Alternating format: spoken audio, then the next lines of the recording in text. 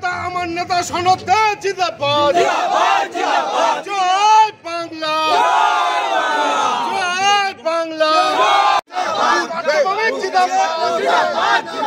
অভিষেক ব্যানার্জি জিন্দাবাদ জয় বাংলা জয় বাংলা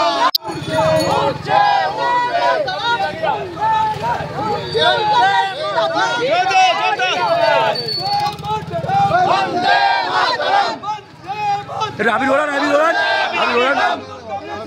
ওড়ান মমতা ব্যানার্জি জিন্দাবাদ তোমার নেতা আমার নেতা জিন্দাবাদ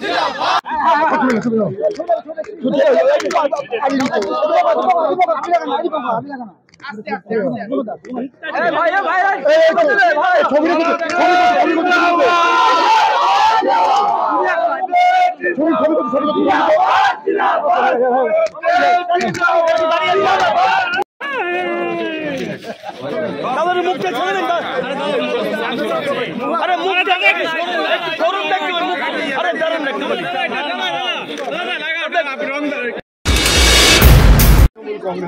আমি বলছি যে বাংলার মাটিতে বিজেপির এই সাম্প্রদায়িক রাজনীতি চলবে না। বাংলার মাটিটা হচ্ছে রবীন্দ্র নজরুলের, বাংলার মাটিতে 12 মাসে 13 পার্বণ, বাংলার মাটি হচ্ছে সর্বধর্ম সমন্বয়।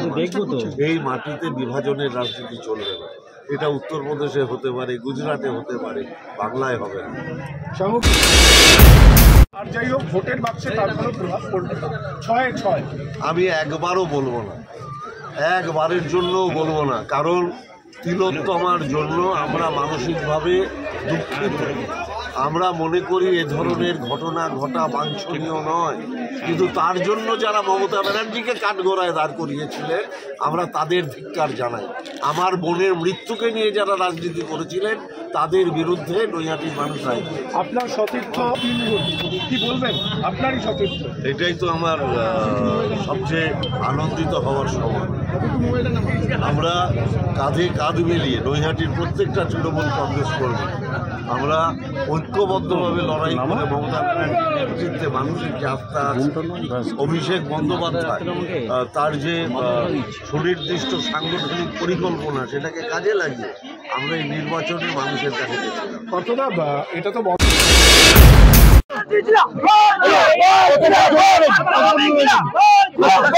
48,879 ভোটে জয়লাভ। নৈহাটির মা মাটি মানুষ, অবশ্যই আমার নেত্রী মমতা বন্দ্যোপাধ্যায়, অভিষেক বন্দ্যোপাধ্যায়, পার্থভূমিক বন্দ্যোপাধ্যায়ের কৃতিত্ব। আগামী কি উন্নয়নকে প্রাধান্য দেবেন? মানুষের সাথে আলোচনা করে নিয়ে আমরা আগামী দিন সিদ্ধান্ত। বিরোধীরা কি বার্তা দেবে আজকের দিনে? তারা খুব সুন্দরভাবে যে যার বাড়ি পৌঁছে গেছে। গণনা কেন্দ্র সকলে ছিল, জল মিষ্টি সকলে খেয়ে বাড়ি গেছে। এবং বিরোধী দলের প্রার্থী বলেছিলেন যে নৈহাটি তৃণমূল প্রার্থীর নামে নাকি নৈহাটিতে বাঘে গরুতে জল খায়। তা ওরা তো গরুকে মা বলে ডেকেছিল, সেই গরুদের আজকে নৈহাটির মানুষ ঘোল খাইয়ে দিয়েছে। অনেক হেভিওয়েট বিজেপি নেতা এসেছিলেন আপনার বিরুদ্ধে প্রচার করতে, তৃণমূল কংগ্রেস প্রার্থীর বিরুদ্ধে প্রচার করতে, কি বলবেন?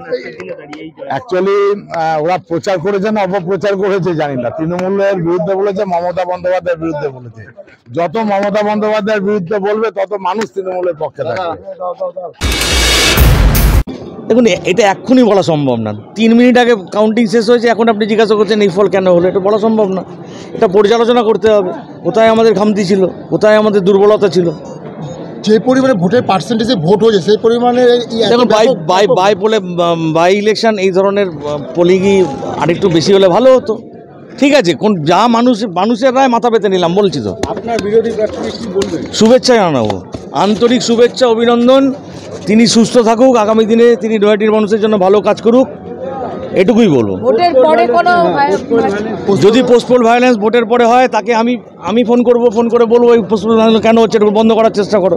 দেখুন, আমরা রাজনৈতিকভাবে তার মতাদর্শ আলাদা, আমার মতাদর্শ আলাদা। আমরা কেউ শত্রু না। সে একটা আলাদা রাজনীতি করে, আমি একটা আলাদা রাজনীতি করি। তো সেইখানে দাঁড়িয়ে এখনও পর্যন্ত যে পরিবেশ আছে সেই পরিবেশে আমরা নিশ্চিতভাবে প্রথমত তাকে সবার আগে অভিনন্দন জানাবো। সাংগঠনিক কোথাও দুর্বলতা হতে পারে, নিশ্চিতভাবে।